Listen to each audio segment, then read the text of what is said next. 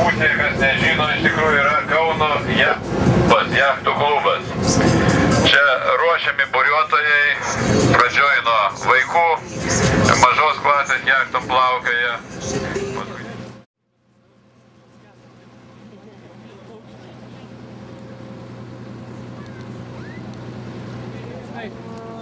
Valų nenutraukit.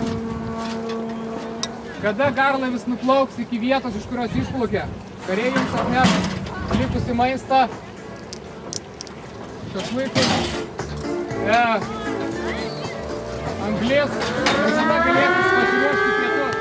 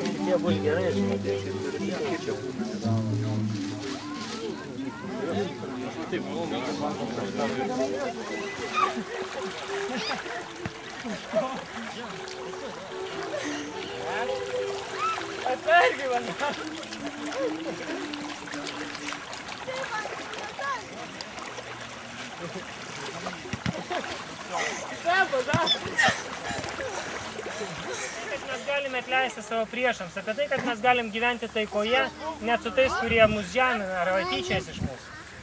Ir grįždamas namo jis nusprendė, kad jam reikia būtinai įsigyti tą naują testamentą, kad galėtų pats asmeniškai skaityti ir sužinoti, ką nors daugiau apie Jėzų Kristų.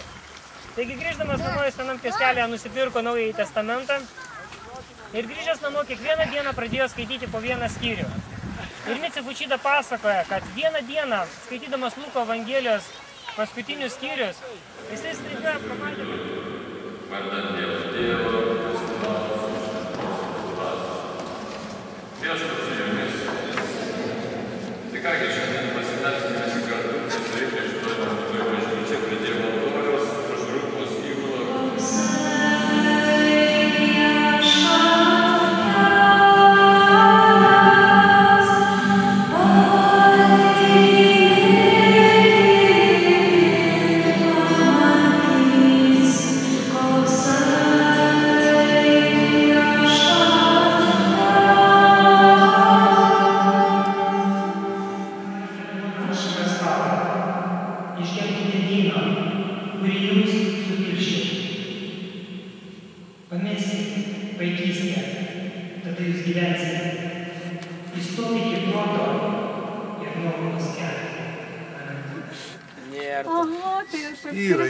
Yra, tai neprisipažįsta.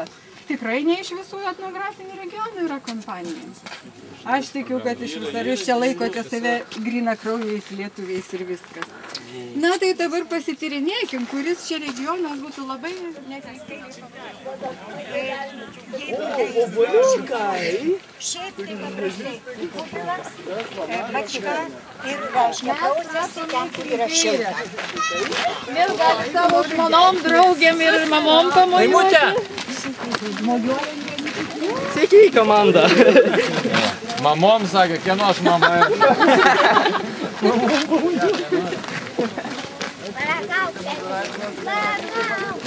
Gyveno tvarte. Šalia arklydžių turėjo patalpą, futerką vadinamą. Žvėriškas buvo Žiūrėjo turbūt. arklių. Elgdavosi kaip gyvulys. Tai reiškia pašaras. Čia ne aš. Ateinam tai.